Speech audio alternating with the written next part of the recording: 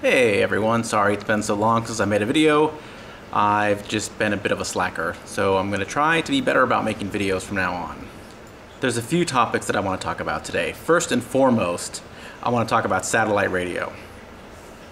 I don't know if any of you people out there have satellite radio.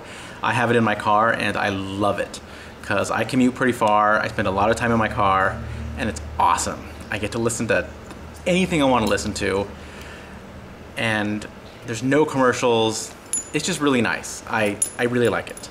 And if you're going on road trips, you don't have to worry about getting out of range of your favorite station. I mean, you can just listen to the same station the entire trip. It's really neat. There used to be two satellite radio companies, and there still are, sort of. There's Sirius and there's XM Radio. A while back they wanted to merge, and I was completely and utterly against the merger, and I'll tell you why.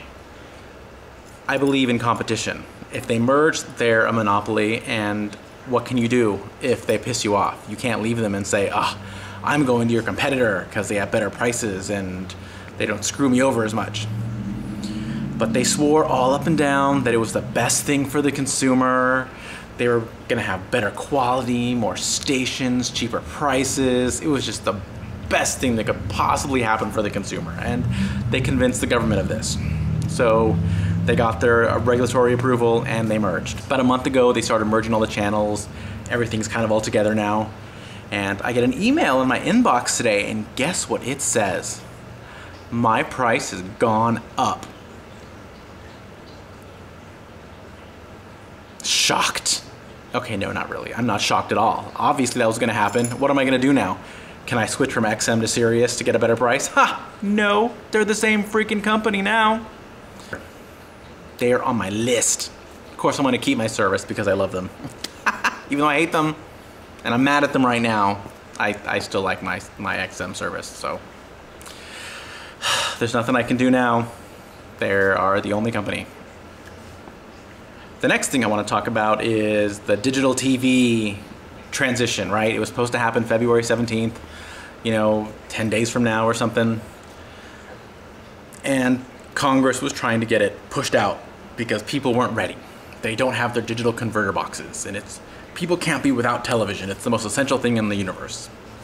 According to us, it's the most essential thing in the universe because we're couch potatoes.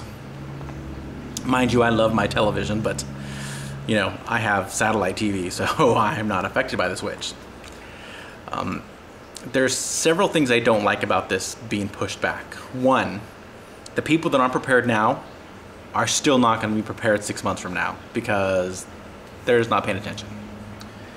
And two, I mean, it's all about technology moving forward, right? I mean, there's several good things that go along with this switch to digital. They free up all the airwaves to be used for a bunch of stuff. AT&T and Verizon bought a bunch of bandwidth.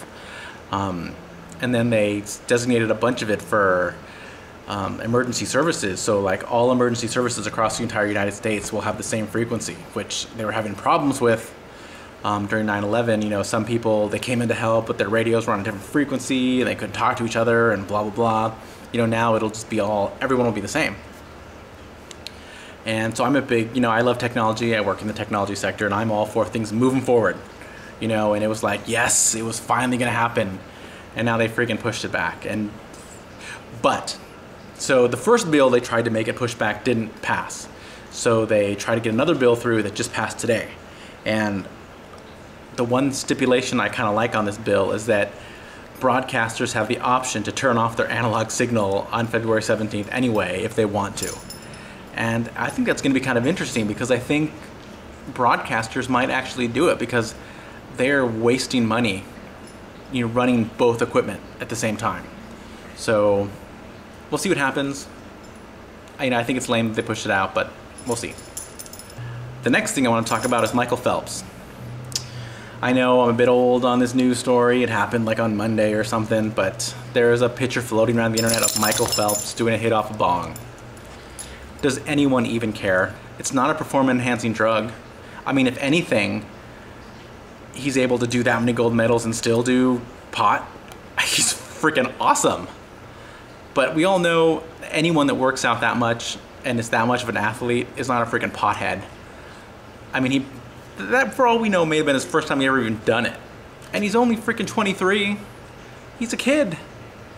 I'm not gonna say drugs are good, because you're not gonna hear me say that, but it's just pot.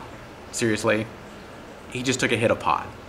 It's not a big deal. I don't think it's a big deal. I don't see why people are making it out like, oh my God, everyone's kids are gonna run out and immediately do pot now because Michael Phelps did it, and he's awesome. You know what? Your kids probably have already done it, and if they're not a pothead, well then they probably did it and they thought, whatever.